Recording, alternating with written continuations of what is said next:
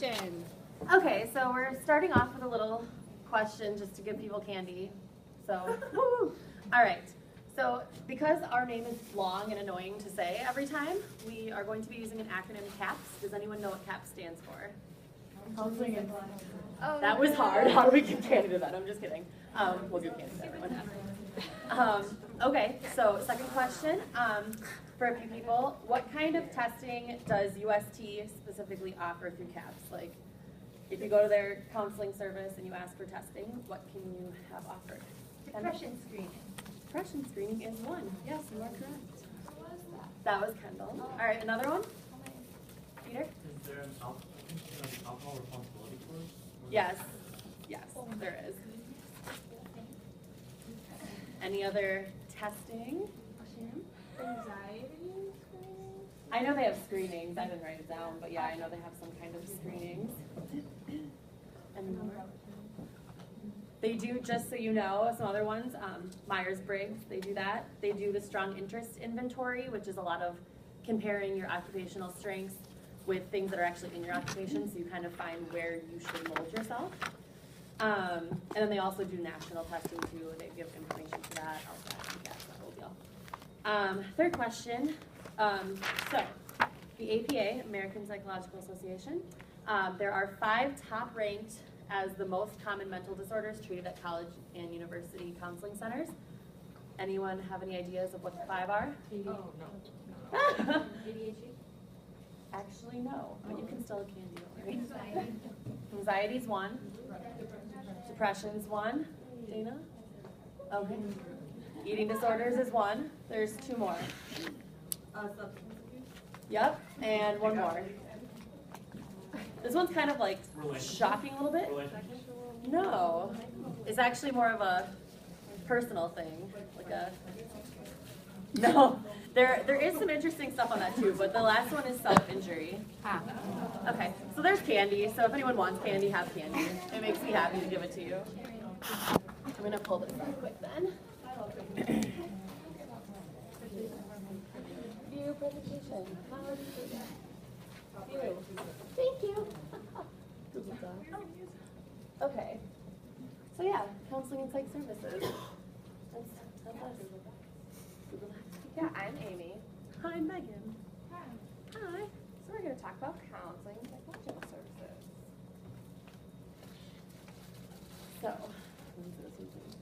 So what is CAPS? Kind of depends. A lot of the institutions we went to, we kind of did 3 different main institutions, but it really varies on what kind of institution you're going to, whether it be community or public or private. Some of them are governed by academic affairs, some of them by student affairs. I know St. Thomas is mostly student affairs related, but they also do a lot of academic counseling too, and I know that Dr. Rockhead is very interested in the academic portion as well. I don't know, I know you talked to Miriam, and that's probably... Same there. So we do have a counselor here on Minneapolis campus for the graduate students. Again, she's governed by student affairs, but they do dabble a lot with academic affairs as well. And I thought that was really interesting. When I went to UWL, which was my undergrad, I talked with the sexual preventionist there. Preventionist, oh my gosh, you can tell it's Saturday. Anywho, Ingrid actually, even though student life is what handles the counseling and psych services there, their sexual violence center is under an academic initiatives program. So basically the students started getting this program. They tried it 1 year. It's a student-based grant. So a group of undergrads and graduates there come together and decide how this money is spent every year. And they have actually pushed every year for the sexual violence squad, as they call it there, to come back because students find a lot of use out of it. So I thought that was kind of cool that they're pushing for that. And then for my undergrad institution, their CAPS is actually within academic affairs, but they work very closely with student affairs to make sure that they're doing a lot of programming within their campus and students and residence halls and things like that. All right, so our office mission. So a lot of counseling, psychological services, they have a mission. We actually stole the University of Houston's mission because we really liked it. So counseling and psychological services mission is to provide psychological, educational, and social support services to the university community, which helps students to be more successful in their academic, personal, and social pursuits. We looked at a few missions, and a lot of them were very similar. If it's a religious institution, sometimes they put something about religion in there.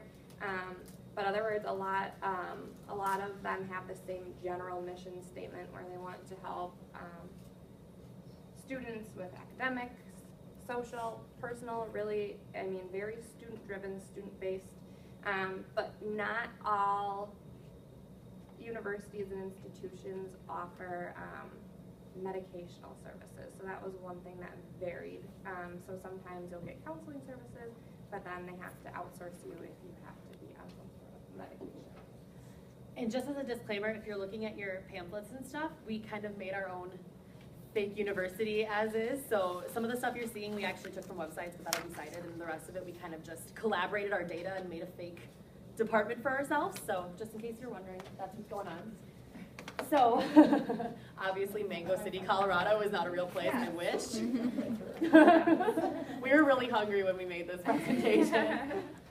So common services, you'll find a lot of departments use general counselors, and then they also have specialized counseling, as you see in the bottom, LGBTQ, family, eating disorders, we found a lot of, and then something that interests me for sure was abortion therapy is a new thing going on that's been a little less visible in counseling services, and they're trying to make that a little more knowledgeable for students now that it's becoming more of a pro-choice kind of thing. So I thought that was interesting. They also dabble in academic counseling because depending on which institution you're at, it could be under academic affairs. Individual and group therapy, that will correlate a lot with eating disorder and substance abuse clinics. Some people do group therapy for that. There's also intervention at some campuses. They usually try to get more people involved than just campus counselors, but they're involved. College transition, sexual assault, relationship violence, those are also really prevalent as well. So some of the hot topics that we discussed with our interviewees, just kind of asking, you know, what are the new things that you see going on within counseling? So drastic rise in number of students using CAPS. And we heard that from everybody that we interviewed. The numbers are going up. Students are taking advantage of the services more. We asked, you know, why do we think this is? Why do you think more students are using the services? They've been around for a very long time. Why weren't they utilized earlier? I think the stigma of going to see someone for help is going down drastically. People feel more comfortable utilizing services on campus. They're seeing a lot of students that have come in that have already had counseling in high school or younger years. So just being able to continue that counseling. And then they're doing a little bit better getting involved in social media and other aspects. So they're kind of, you know, supporting themselves, making themselves known around campus. That has helped as well. But unfortunately, because of the rise in students, they're not getting a rise in funding. So there is not as much money to help support those students. There is not enough money to pay. A lot of institutions don't have enough faculty and staff to help the students like they would like. And that's just kind of one of the things. There's not enough money in the budget. There's not enough funding. So they're trying to figure out other ways of bringing in more help, getting more money, things like that. And then one of the things too is students have become less resilient. They're more dependent on their parents. That's what they've seen at least. So they come into college and they're just kind of like, now what? I have to take care of myself and I'm not used to this. Okay, we'll go, I know we only have a little bit of time left, so I'll go through this pretty quickly. The department description, this is a little different in certain institutions. I thought it was really interesting that in Minnesota, they're very proud of the fact that here at St. Thomas, we have doctoral assistantships with the counselors, so it's kind of like a medical residency, except for counselors. They take it during their doctoral degree program. And UST in Minnesota is one of 2 programs that are APA approved to do this. We're both from Wisconsin, so we thought it was kind of interesting because it's pretty common there. You get a lot of students that for like anxiety and depression and kind of more minor issues, they go to doctoral candidates. So multiple general psychologists, they usually have like 3 or 4 per department. And then some of them will have done experiential things in different specialized areas like sexual assault, relationship violence, eating disorders. So they kind of judge on an individual basis. And then there's usually at least one, some kind of violence preventionist. So when looking at jobs, we saw there's a vast number of descriptions. There's a lot of different facets within the department. You can specialize in a lot of different things. But here were some job descriptions. You know, a lot of the ones said they have to provide assessment and treatment, help with crisis intervention, whether that would be on call at nights and weekends, being on campus and able to help facilitate with crisis when they come up. And then participate in professional development. That was one thing. They're always doing some sort of learning activity, trying to progress them both within their job and personal lives. And then to interact with the Division of Student Affairs was also very relevant, making sure that they are connected with students at all times. Okay, requirements. So this is kind of our part of the fake university thing we did. But a lot of them, when we asked whether it was more beneficial to have the degree or the experience, everyone we talked to said you have to have that doctorate degree. There are people who say that you don't have to. Certain institutions will let it slide, but mostly you can also do two different kinds, which we were kind of dabbling in the differences. But there's a PhD, which is a doctorate in psychology. Basically, you're studying the field. And there's a doctor of psychology where you're more like medical reasons, and you go through like what's going on in the head, and it's very, very detailed comparably. And you also have to have a valid license to practice, whether that be like for Ingrid, the violence preventionist I talked to, she's a social worker. So she doesn't have a counseling degree, but she has her license to do social work. So you have to have a license either way. And then they always say that you need experience in college or university before you start off. Yeah. And just to touch on the doctorate, so preferably they want you to be a doctor of psychology. So you're going to do practicum within psychology, you're going to be practicing it. We saw it required doctorate. They don't really specify, but they usually would say prefer doctor of psychology. So, which I really like to see this. Everybody that, all the jobs that we looked at had a good salary and benefits, which is very important. And then also too, with the benefits, some of them said specifically like they get an extra fund for counseling, so that they themselves can go and get help when they need, especially in this field. They are either required to or strongly encouraged to go see someone. A lot of trauma absorbed depending on what you're listening to every day. Yeah. That's just a list of conferences. If you're interested, I know it's a very small list, but APA has a lot going on. The mental health conference is very interesting as well. Those are just national college conferences. It's angry. I think that's all we put in there. I think that was it. It's mad. Are there any questions? Yeah, are there any questions? Lots of questions. Should we just go clockwise? Yeah, Kim? So as student affairs professionals, what area do you see us in? Like at my campus, I think that would have been more considered like an alcohol educator who went and spoke to students about alcohol safety. Is that something that fell into those areas that you were talking about? So kind of what I got, and I'm not sure from your interviews if you feel the same way, but what I got is as student affairs professionals, we kind of fit in because we work in conjunction with this department.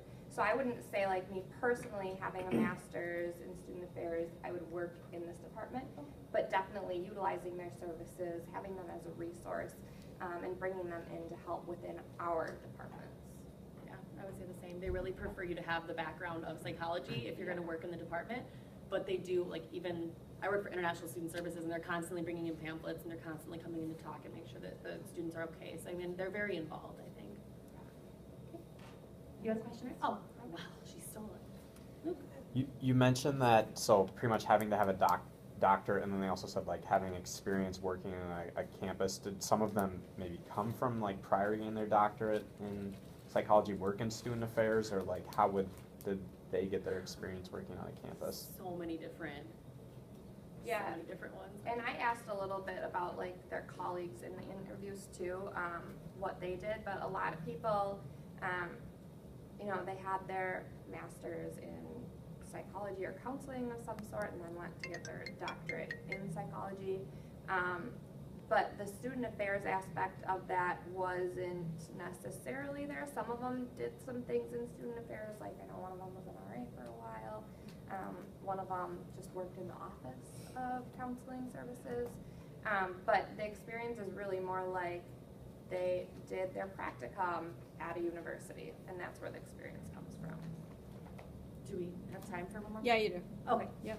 I know Dana had her hand up for ages. Mine was just about like with the threat of like student shooting, like on-campus shootings and those types of things. Did any of them touch on like how they collaborate with institutions on like growing awareness of mental health or like protecting student confidentiality when it like has to do with a threat to the campus as well? Like, did any of them touch on that? Confidentiality was a massive one in my interviews because I did interview a social worker and their legal rights are way different from counselors, so they legally cannot tell anyone unless it's a specific threat to the person or to the campus. So in that effect, yes, but I know that there's a lot of issues because as I'm sure a lot of you have seen if you work on St. Thomas or in the nearby area, there's like a massive push for new sexual violence policies and things like that, and even like working in our departments like Res Life or ISS or, you know, student diversity, like they're all giving us these talks about how we have to be those people who go and tell things, and there's a huge pushback from counselors because they're like, that's not our deal, like we don't tell people, you know, unless they want to tell. And so there's kind of a fight there for confidentiality. I didn't hear a lot about school shootings, surprisingly. A lot of it was sexual violence related, but I think that's because it's like super hot topic on campus right now. We had a lot of discussions around that as well. One of the doctors who I interviewed, her specialty is family counseling, marriage counseling, and then sexual violence and awareness. So that was a big thing, especially now with the new laws that passed, bringing minors into that mix was also a big topic. So now we have students coming onto campus who are 19, 18, but had a sexual assault or trauma within the past, I think it was like 6 years, and they still have to report that now. So it's a little bit different. Pretty long time frame. Yeah. One more. Time for one more. Oh, this is stressful. I'm just curious since obviously, well, as of now, none of us are doctoral candidates in this area and potentially won't be. What our roles might be in this field, if we're not a CAPS professional, do you know what I mean? Like, Yeah. what opportunities are there for collaboration, or if this is of particular interest, like where might our foot go in the door? Do you want to? You want me to? Go ahead. So, one thing would be any programming opportunities. So, for example, if you do go into Res Life, how can you bring in CAPS for sexual assault training or anything that has to do with drug and alcohol abuse and doing programming around that. But as like a person working in the department itself, is that kind of what you're going? I'm not sure where we would fit in, like working in the department itself. They're pretty strict. I mean, they don't want people who don't have backgrounds in psychology dealing with psychological issues, but they are really, really striving to like make connections around campus. I know they're always dropping off informational stuff. They want you to feel free that, like, let's say, because, you know, especially at the age we're at, people will come to us with issues. Like, students of ours will feel more comfortable coming to us. And so it's more working with those teams and understanding, okay, this is the situation I'm in. Should I tell? Do I tell? Who do I tell? When do I tell? Like, all those very critical issues to make sure that the student feels comfortable, because they're not going to want you tattling on them. And I think that the age thing makes them feel a little more like, hey, I'm talking to a friend. So it's more just knowing how to use the resources that are given to you and just to be aware of who to send people to, you know. Does that make sense? Yeah, in my experience as a practitioner, it was a lot of collaboration of that sort. So in residential life in particular, meeting with students and sort of determining like